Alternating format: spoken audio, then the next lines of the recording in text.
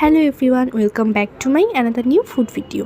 আজকে আমি আপনার সাথে শেয়ার করব স্ট্রবেরি স্মুদি। তো জন্য প্রথমে আমি এখানে 10 থেকে 12টা ফ্রোজেন স্ট্রবেরি নিয়েছি। এরপর আমি এখানে দিয়ে দিয়েছি প্রায় 1 কাপ তরল দুধ। এরপর এখানে দিয়ে দিয়েছি প্রায় 3 টেবিল চামচ টক দই। আপনারা চাইলে এই টক দইটা স্কিপও করতে পারেন, তবে আমার কাছে স্মুদিতে টক দই দিয়ে খেতে বেশি ভালো লাগে, তাই আমি এখানে টক দইটা ব্যবহার করেছি। আর আপনারা চাইলে এখানে স্ট্রবেরির পরিবর্তে অন্য যে কোনো মিষ্টি ফল দিয়ে এটা বানাতে পারেন, তবে এক্ষেত্রে খেয়াল রাখবেন যেন ফলটা অবশ্যই ঘ্রাণযুক্ত হয়। যেমন পাকা আম দিয়ে চাইলে আপনারা এই স্মুদিটা বানিয়ে ফেলতে পারেন, যেহেতু এখন পাকা আমের সিজন চলছে এই জন্য। তো এরই মাঝে কথা বলতে বলতে আমি প্রায় 2 টেবিল চামচ গুঁড়া দুধ আর 2 টেবিল চামচ ব্রাউন সুগার দিয়ে এরপর সবগুলো উপকরণকে একসাথে ব্লেন্ড করে নিয়েছি।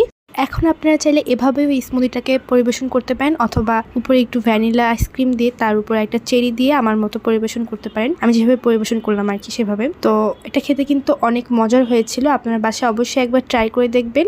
So make this food and enjoy with your family. By.